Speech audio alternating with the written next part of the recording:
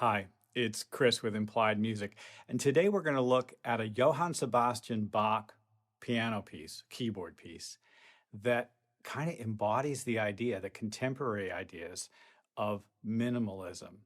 It's Prelude number 1 from the Well-Tempered Clavier in C. We're going to play it, break it down. We're at the piano today, no screen. Let's jump in.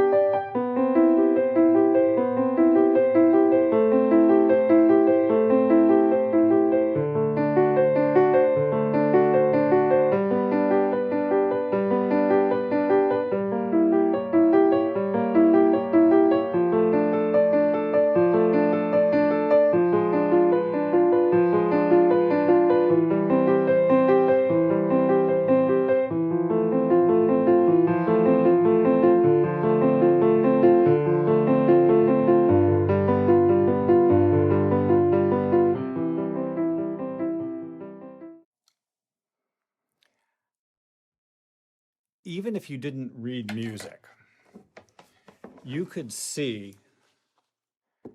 how the patterns on the page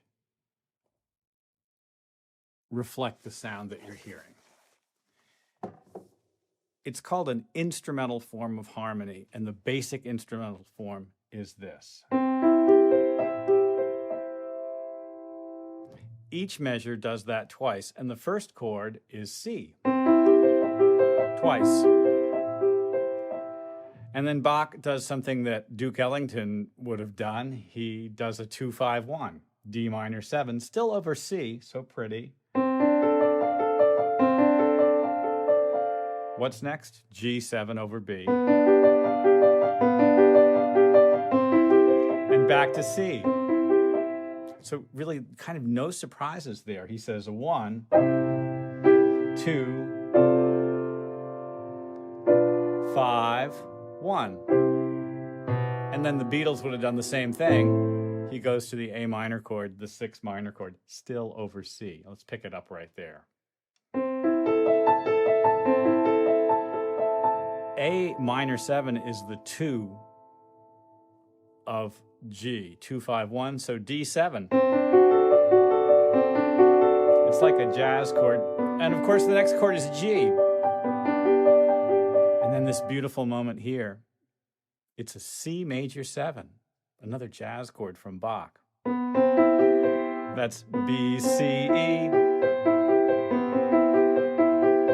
A minor 7. You know it's coming, right? D.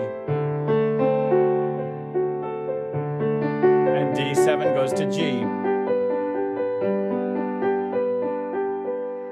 So we are now 12 measures in, and this is the big moment where things start to pivot. The pivot chord is, of course, a diminished chord. The G becomes G diminished, which is, we've said this before, like the top of a dominant chord, right? It's like the top of A7, flat 9, which is the 5 of D minor, and that's what he goes to. D minor. Another pivot chord, D diminished, which is like the top of G7, right? And it goes to C. Now that F major 7 over the 7th. Wow, Bernie. And now 2-5-1, that's D minor 7 to G7 to C. And over the course of that first page, we've gone from doing it up here to doing it down here. Very limited resources, so tightly put together. Well, let's continue. So we were at C, right? And now we start a little excursion. So the next thing that happens is the C becomes C7. C becomes a dominant chord. We're pushing into F major terrain here. Let's hear C and then C7.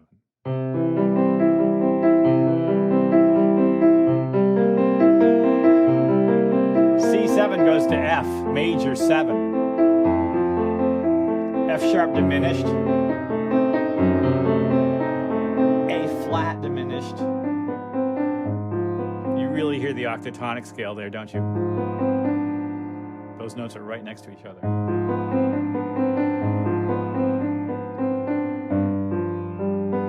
F, G7, right? And now a whole series of chords with G in the bass. G7, of course, is going to go to C, but it's inverted. Here we go.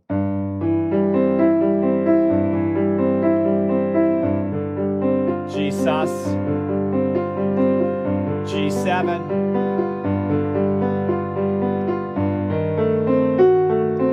wow, that is so good.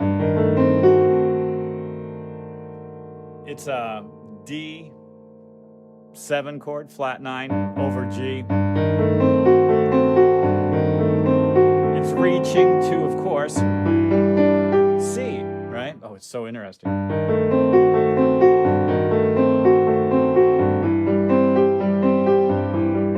That's the widest chord we have in the piece. It starts to fall back on itself now. G, a suspension.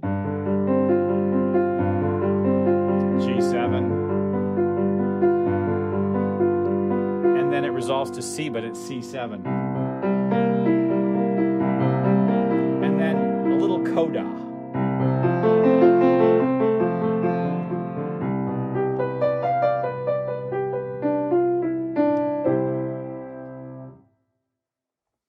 Bach takes us through a landscape of key centers within the C scale by using secondary dominants like D7 and C7 to push us to F, and these gorgeous pivot chords, the diminished chords, and a persistent instrumental form like a minimalist composer. It's just that same repeating figure.